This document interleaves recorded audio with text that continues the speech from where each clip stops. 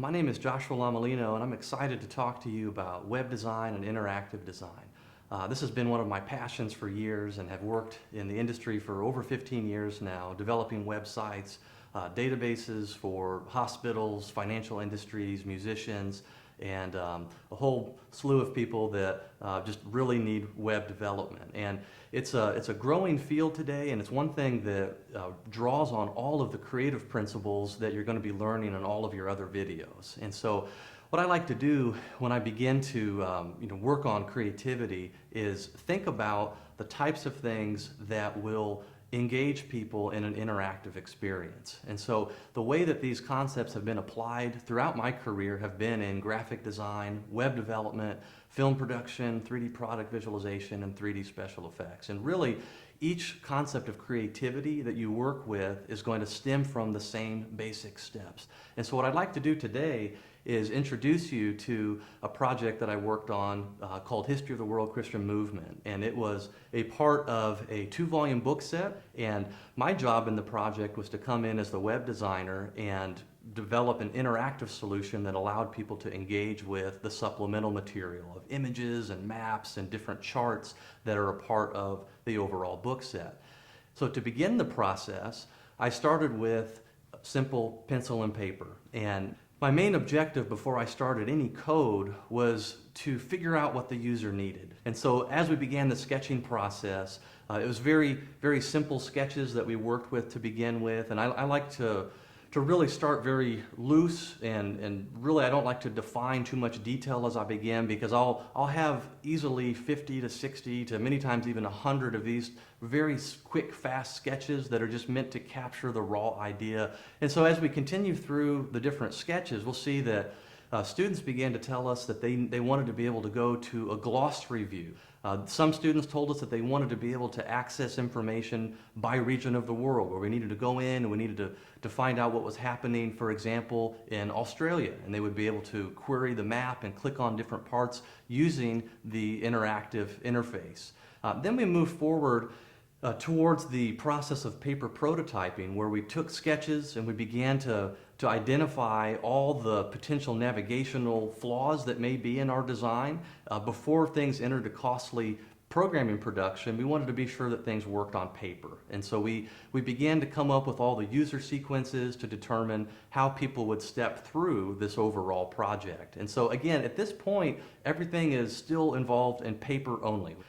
Then we move forward into a paper prototype design. At this point, we're still not even in the computer yet. And we did usability tests where we had about 50 pages of comments, and really we went and looked at different test subjects. And so we had graduate students that we used as guinea pigs, and I do like to make that disclaimer in a very nice way.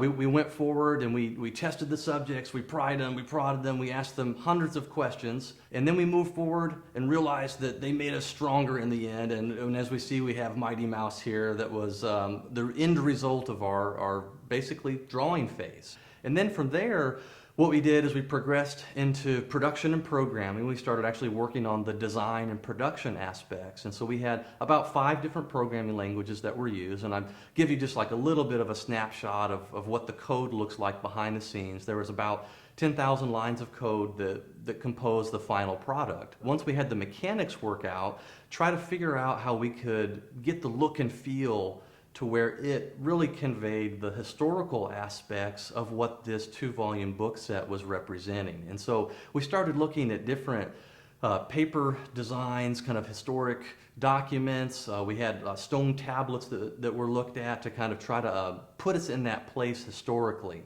Then I moved into the rough design phase. And in the rough design phase, we tried to get a really good feel for what the typography would look like in conjunction with the imagery. And so we see here, I like to call these the hairy arm designs. They're the ones that just aren't there yet. They're maybe 5 out of literally 150 or 160 iterations and versions that didn't quite cut it in the end, but maybe had elements that we wanted to pull out and then use in a final direction. But I like to show that to inspire students to realize that you have to keep pushing it. You have to keep going back over and over and over and refining until you have something that is a final finished product.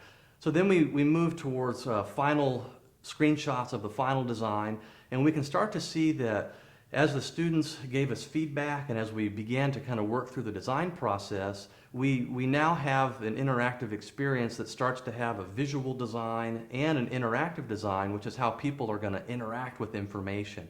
And so we have the ability to come in by chapter, and there are about 70 chapters of information, and we can view maps and charts and audio and writings and images across the 2 volumes of the book. And I'll show you how that works here in just a moment. So the students told us that they wanted to be able to view information from any perspective of the world, and so we gave them that option. And they also wanted to be able to see how things related spatially across the world in time. So we gave them that option as well. And another thing they asked for was to have a glossary that would give us an alphabetical listing. And so you'll see a direct translation between our original sketches that were done to kind of capture these ideas as it then moves towards a final polished, finished design.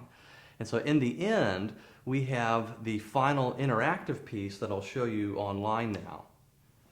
So students then are able to go to the interface, and they can go into any chapter. So we could go to chapter 1, for example, and pull out any images that relate back to chapter 1 in the book. And so they'll be reading along in the book, and they'll have the ability to then go through and click on image and have supplemental resources that tie back to the readings that they're doing. They have the ability to jump in and look at reference material that may relate to other parts of the book as related information to any piece of content.